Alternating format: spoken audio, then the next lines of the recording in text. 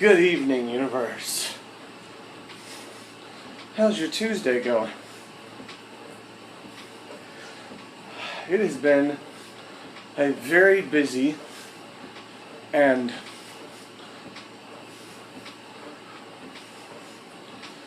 information overloaded day. So let's just talk about some basic things.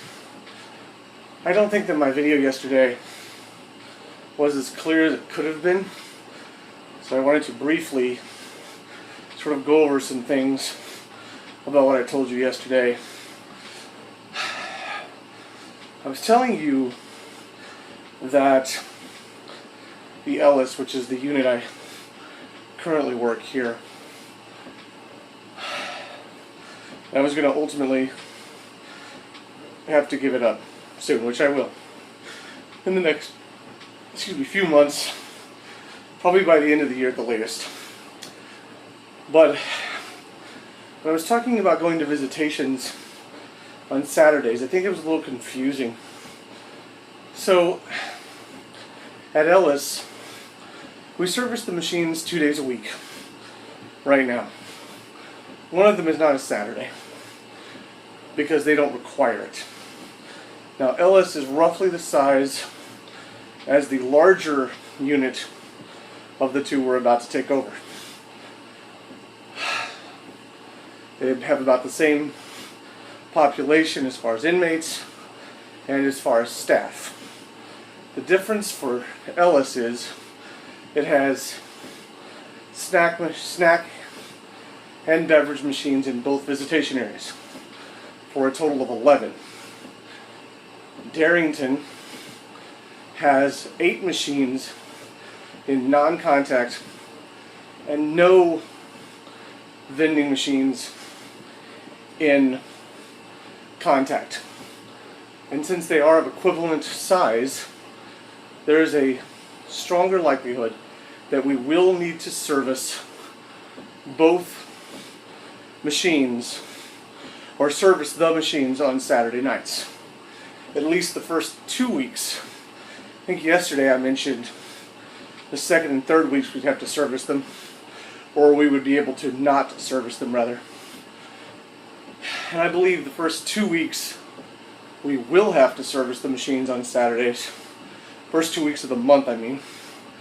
And then after the first month goes by, or first couple of months go by potentially, I will consider not working a Saturday evening on the third or fourth weekend of the month.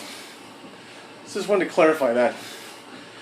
Terrell is even smaller than Darrington by about a third.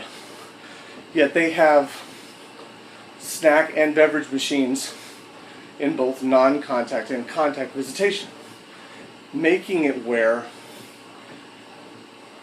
they can get by, because their population's not as high, they can get by without snack and soda machines. So, just wanted to clarify that. Now, as far as servicing the machines, I spoke with Roy this morning about it a little bit more in depth, and we've come up with, I think, a better solution. I was originally thinking we were going to do inventory on all the machines on one day and then load the next day. It turns out that will probably not end up being the case. It will probably be more like we will service the machines on, or we will do the 2 majors we are taking over. First day of the week, second day of the week, we'll go back to take care of Ellis. Potentially, this is all potential. I won't lock it down on the internet. I'm just giving you a scheduling concept. And it's no offense to you, but because the bulk of people on here are very nice people. But I won't tell you specifically what our schedule is going to be because of the nature of my business. And it's also a prison, and there's, people trying to break into prison all the time. Believe it or not. But we're basically going to service each unit twice a week, except for the Darrington, which we will probably service 3 times a week, because we will have to either go on a Saturday or Sunday morning. Please don't take it personally. 95% of the people are cool, but there's always that 1% 5% of people who might be a little curious, so I have to be careful.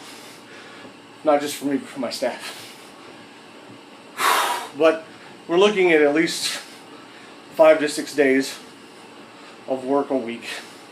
And this is why I will need a third team member employee, because while 2 people are servicing or doing inventory at one unit, I will have this other person working with me to load the unit.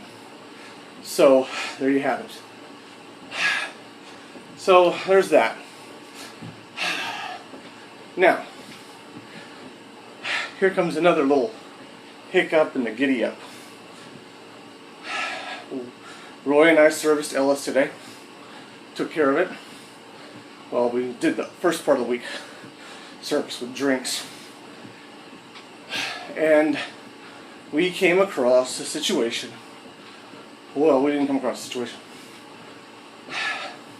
We got a call, or I got a call rather. I got a call from my representative at the state this afternoon. And he informed me that when the state loaned money to Mark originally to open up the vending round, well, not the state didn't loan it, BET loaned it, the program. I'm a part of it. It wasn't the taxpayers, it was the program itself, which has its own funding. It loaned Mark almost $10,000. Now, it was, so he thought it was $4,500, it was nearer $10,000. I know it was more than twice the original number. So, what does that mean? It means a lot of things.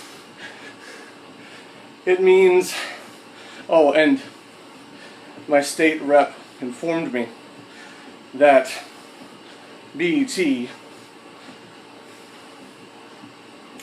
let me explain a little something since I'm talking about state reps and BET.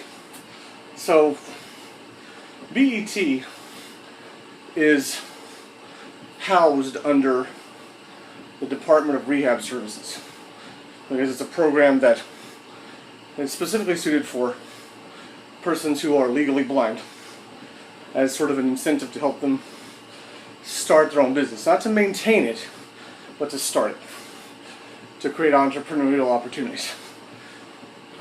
But BET is self-sustaining, meaning there are vending routes that are not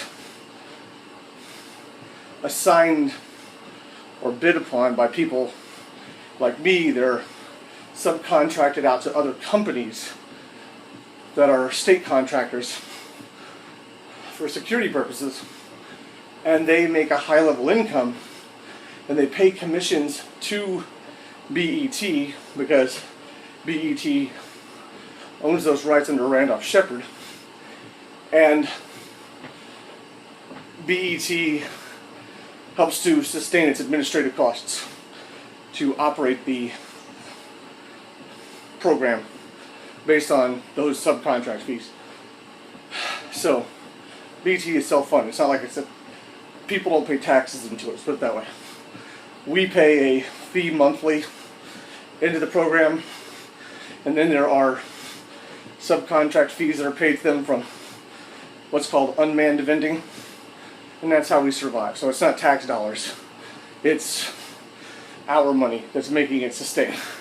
So just so it's aware, but because we're a federally protected program, what happens is it's housed under the Department of Rehab Services because it's professionally or occupationally associated. So that helps explain that.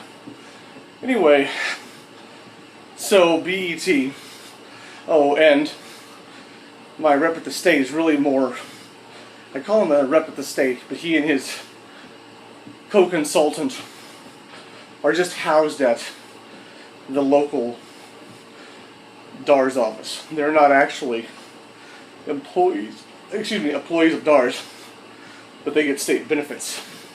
So for some reason, I've put it in my head that they're state reps, but they're really business consultants is their official title. So, hope that makes sense. If you're curious and ask questions, feel free to ask them. I'll try to explain it better if I failed in this one. So anyways, he told me that BET has had an outstanding loan to Mark for a dozen years, and they want their money back. And they don't want to wait another 12 years for someone to pay it off. So my choices are down to this.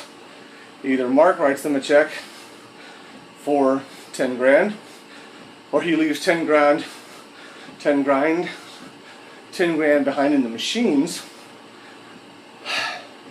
to cover that debt,